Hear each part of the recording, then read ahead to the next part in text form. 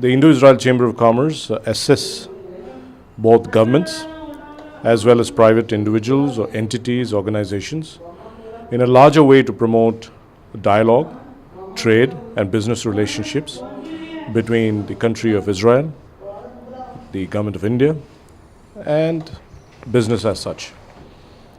It's a notable factor that Israel, having accomplished a full diplomatic status way back in 1992, was able to achieve now crossing about $6 billion US in terms of trade.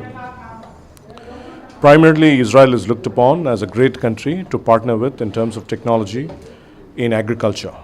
What started off much in the past was in the drip irrigation and sprinkler systems have now taken strides into other technologies, which I believe India is going to benefit from. The visit of the ambassador to Hyderabad is going to highlight his meetings with both the chief ministers on the major subject being cooperation in agriculture. There's also a lot of activity in terms of sub-related issues in agriculture, namely horticulture, dairy development, etc. So the terms of reference of what the discussions are going to be and how it's going to take shape between His Excellency the Ambassador and the state chief ministers is a discussion which we'll have to wait and see what emerges out of them. But in terms of Andhra Pradesh, the Honorable Chief Minister of Andhra Pradesh, Mr. Chandrababu Naidu, has already initiated a fast-track program by setting up a joint working group which has officials of the state government in various sectors, it's agriculture, IT, police, etc., with officials from the Embassy of Israel.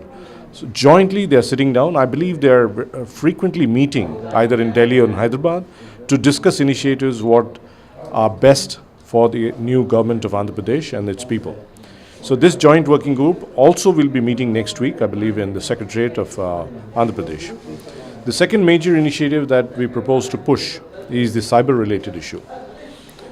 Worldwide, it is known in terms of combating cyber terrorism, Israel is one of the top countries in the world.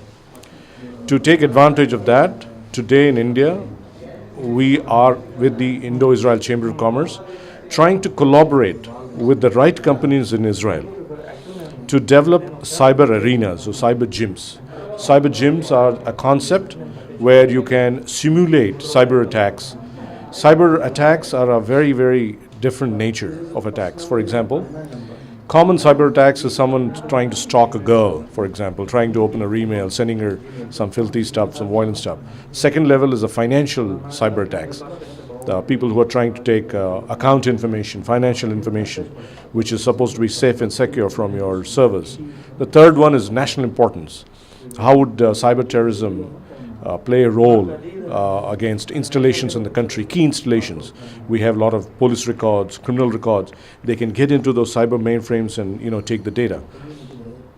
So to simulate all this and to make a real-time cyber offensive, people in Israel are well-trained, highly capable.